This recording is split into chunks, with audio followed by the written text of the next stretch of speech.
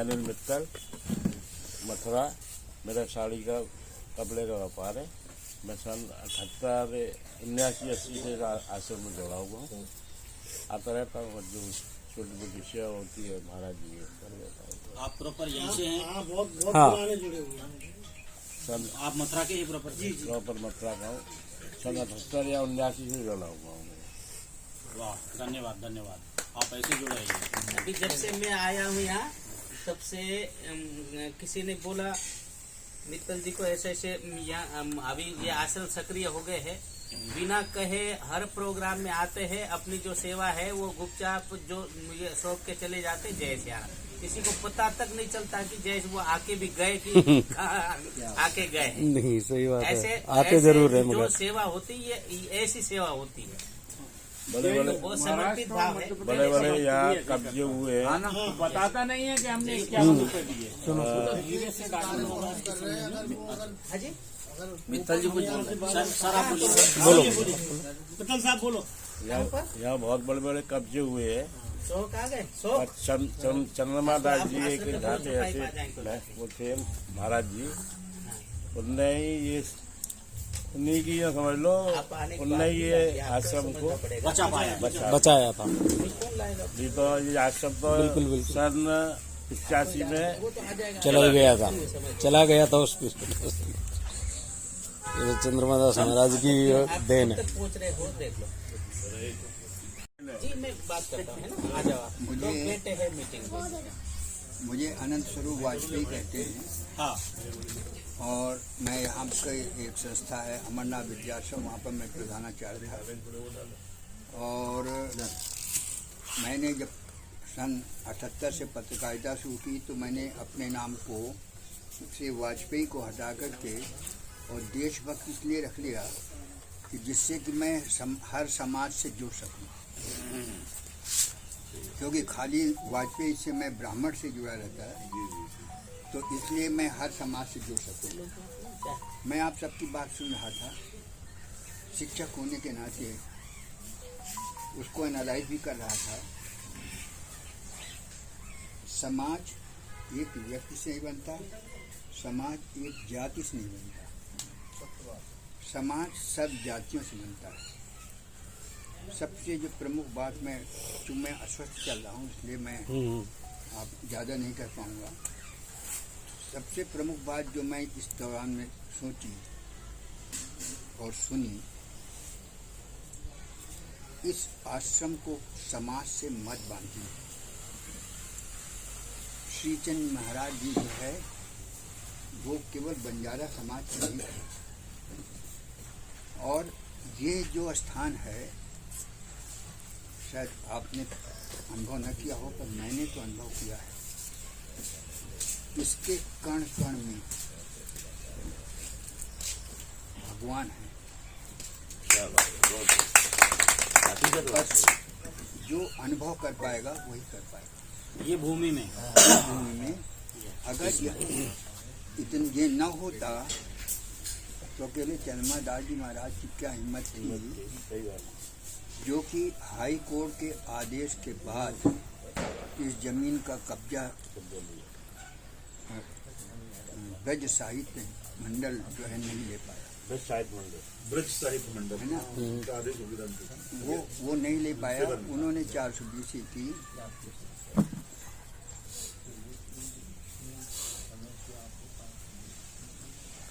बहुत बड़ा बंडल था, खुद ही बड़े बड़े आदमी खुद ही मुद्दई और खुद ही अपोजिट पार्टी बन गए, और उसी से करते करते और एक्स पार्टी जजमेंट करा दी। लेकिन ये उनका प्रभाव था, और संभवतः उसी के आसपास, क्योंकि सन मुझे याद नहीं है, जब वीर बहादुर सिंह यहाँ आए 86 में, तो उसके बाद, और मैं अमर उजाला से यहाँ पर जुड़ा हुआ था, मैं यहाँ अमर उजाला का ब्यूरो चीफ था। ब्रज साहित्य मंडल वालों को अपनी खबरें भी छपवानी पड़ती थी, तो उसके बाद से वो लोग ठंडे हो गए। महाराज जी जब आए, मैं लंबी बात नहीं कहूँगा। तो मुझे ऐसा लगा कि इनको ले जाकर के एक जंगल में बैठा दिया गया और कहा कि जहाँ जहाँ तक आपकी नज़र जाती है वहाँ वहाँ के बादशाह आप हैं। इधर शेर है, इधर चीता है, इधर भालू है, सब है। वो सब खाने को तैयार हैं आपके, पर आप बादशाह हैं। जब इनको बैठाया गया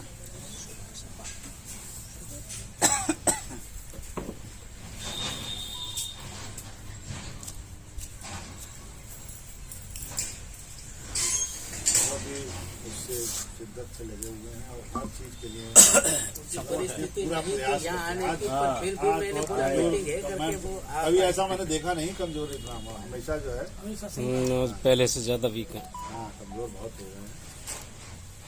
वो लोग दिल तो से बाहर रहते जुड़े हैं, हैं। यहाँ रह के गार्जियन के रूप में इन्होंने काम किया है आश्रम का। चलो तो तो जब ये आए, थोड़ा ही संक्षेप में कहूँगा पर हाँ, सुन थोड़ी लीजिए, सी। वो बताना आवश्यक है। तो इनके साथ बहुत से लोग जुड़ गए, मतलबी लोग तमाम थे। हाँ मतलब मैंने देखा, कुछ दिन देखा, फिर मैं पीछे हट गया। मैंने कहा इन स्वार्थी लोगों की कलाई खुल जाएगी ना, तब फिर महाराज को मैं बताऊंगा तो शायद समझ में आ जाए। इन्होंने इस आश्रम की गरिमा को बढ़ाने और आश्रम को आश्रम बनाने के लिहाज से शुरू से ही प्रयास किए।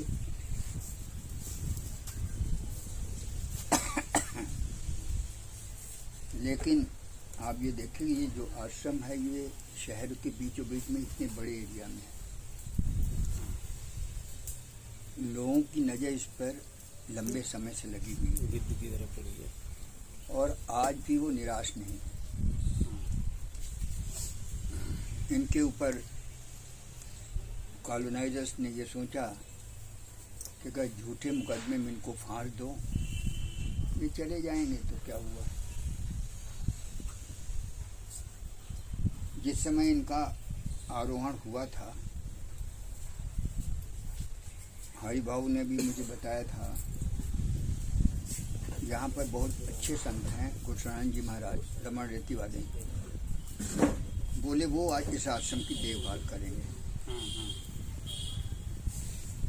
बात तो मेरी समझ में नहीं आई थी, पर उन्होंने कहा था तो मैंने मान लिया था, क्योंकि एक आश्रम का जो अधिपति होता है वो सब कुछ नहीं होता। वो ये नहीं कर सकता कि आश्रम की संपत्ति को दूसरों को दे दे। यस, वही हुआ और ये बेचारे अकेले पड़ गए। शायद मैं कुछ मदद कर पाता, पर पिछले 1 साल से मैं अस्वस्थ चल रहा हूँ। मैं सबकी बात सुन रहा था। योगी का लाना कोई बड़ी भारी बात थी। मायावती से लेकर के, मुलायम सिंह से लेकर के, कल्याण सिंह, राजनाथ, और ये केंद्रीय मंत्रियों के नाम मैं नहीं लूँगा, इनसे व्यक्तिगत से संबंध है। और बाबे दयाल की, श्रीचंद महाराज की मेरे ऊपर इतनी कृपा रही, और मैं यहाँ गिरिराज जी का भक्त हूँ। किसी के पास जाता हूँ तो मेरी मेज, उसकी मेज पर मेरे ठाकुर जी आ जाते हैं, कहते हैं ये मेरा भक्त आया है, इसका काम कर। कभी निराश नहीं लगता। क्यों? क्योंकि मुझे उन्होंने एक चीज़ बहुत अच्छी दी। मैं दूसरों के लिए बहुत परिक्रमा करता हूँ, दूसरों के कल्याण के लिए बहुत परिक्रमा करता हूँ, अपना तो नंबर ही नहीं आने आता। वही मुझसे कहलवा देते हैं,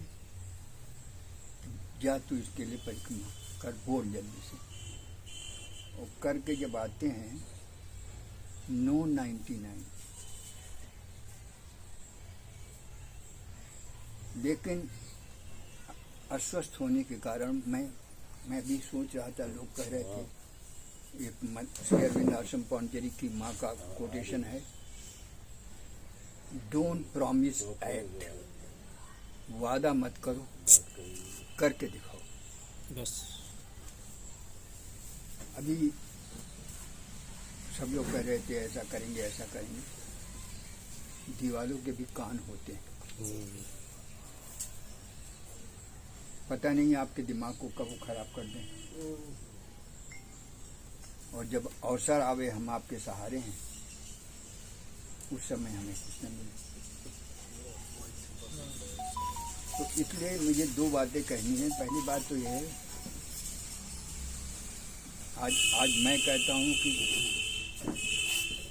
गिरिराज जी की मेरे ऊपर बड़ी कृपा है। आप भी कहते हैं, आप भी कहते हैं, और जो ठाकुर है वो अंदाजा लगा लेते हैं किसकी कृपा है, कौन भक्त है सच्चा, कौन भक्त नहीं है। ये सिद्ध आश्रम है।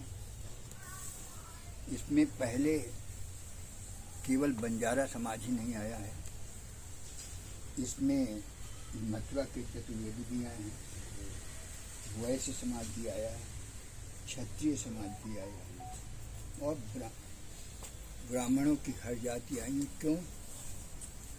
क्योंकि वो बाबा चिन्मदास के पास आते थे, वो तो वाकई संत ही थे। एक अंगोछा में उनका जाड़ा कट जाता था। सही बात है। वो कलयुग के दधीश थे। मैं यहाँ आता, उनकी बड़ी कृपा थी मेरे ऊपर। चाय मंगाते, दूध चाय के लिए, मुझे बड़ा अजीब लगा। मैंने 44-45 साल से गाय पाल रखी है, 2 गाय 3 गाय 2 गाय 3 गाय। तो मैंने कहा, महाराज जी ये तो अच्छा नहीं लगता, मैं एक गाय भेज देता हूँ, उस समय आप बाजार से मत मंगाइए दूध। मैं गाय लिया, भिजवा दिया। 15-20 दिन के बाद जब मैं आया तो उन्होंने फिर हलवाई के बाहर से बाजार से दूध मंगवाया। मैंने, महाराज जी वो गाय कहाँ गई? वो बोले फलाना आया था, वो बोला महाराज जी आपको तो इतना दूध चाहिए नहीं, जितना चाहिए मैं आपको भिजवा दिया करूँगा, और इसको मैं ले जाऊँ, वो ले जा। कई बार ऐसा हुआ, वो मुझको ले जाना चाहते थे इस आश्रम को बढ़वाने के लिहाज से। दिल्ली के पास है, कौन जगह भाई? वो छतरपुर में आश्रम जो महाराज बिसरा सिंह महाराज के भाई। हाँ। बिसरा सिंह महाराज के। तो मैं कहता था, महाराज जी आप ट्रेन में कैसे जाओगे, मुझे अच्छा नहीं लगेगा। महरौली कृपा हुई कि कोई भक्त उनको गाड़ी दे गया, मैं अब अच्छा हो गया। 15-20 दिन के बाद मैं आया तो देखा गाड़ी नहीं है। मैं, महाराज गाड़ी का क्या हुई? बोले वो फलाना भक्त आया था, ले गया। वो बोला कि महाराज जी ये खड़े खड़े कचरा हो जाएगी, मैं इसको टैक्सी में चलवा दूंगा, जब आपकी को जरूरत पड़ेगी तब आ जाएगी।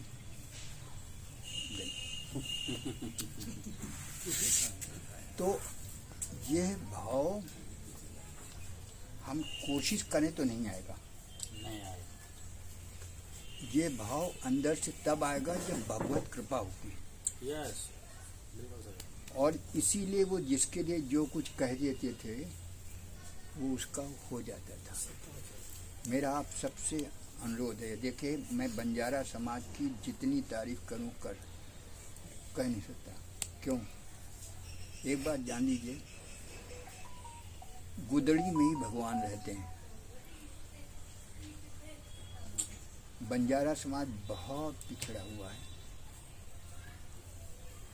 लाखों की संख्या में, करोड़ों की संख्या में देश में होने के बावजूद भी उनका अस्तित्व, अपने अस्तित्व की वो लड़ाई लड़ रहे हैं उनके नेता लोग। अन्य जातियां उसके विपरीत कम में हैं, उनका स्थान है। तो अगर वो बंजारा समाज के आप संत हैं तो मैं इससे जरा डिसएग्री करता हूँ। बिहारी जी हमारे भी हैं, बिहारी जी आपके भी हैं, आपके भी हैं, आपके भी। वहाँ जाति और वर्ण नहीं चलता। इसलिए जो कोई आकर के यहाँ पर सहयोग करता है, जिसको यहाँ पर चमत्कार दिखाई पड़ता है, वो भक्त है। समाज अगर हम 10 लोग इकट्ठा हो गए तो हम समझते हैं 10 बंजारा हो गए, और हम समझते हैं कि नहीं हमको ना करना चाहिए, वो अच्छी बात है। ठाकुर को जाते नहीं पोशाक पहनाते हैं, जाकर के अकेले पहनाते हैं, 10 लोग भी मिलकर पहनाते हैं। तो मेरा एक निवेदन ये है कि अंदर से रखिए, पर अकेले ऐसे मत करिए खाली बंजारा समाज, तो अन्य समाज जुड़ नहीं पाएगा। आपका समाज जो है वो, उसमें कुछ ही लोग ऐसे हैं जो हमारे सामने बैठे हैं, जो कुछ करने की के समर्थ हैं, बाकी सब पीछे चलने वाले हैं। अन्य जातियों में भी लोग हैं, तो इसलिए सबको जुड़ने दीजिए। आपके समाज की ये धरोहर है, आपकी नैतिक जिम्मेदारी है कि आप इसको संभालें, उसको पुष्पित और पल्लवित करें। धन्यवाद। उनका आप जानते हैं तो महाराज जी के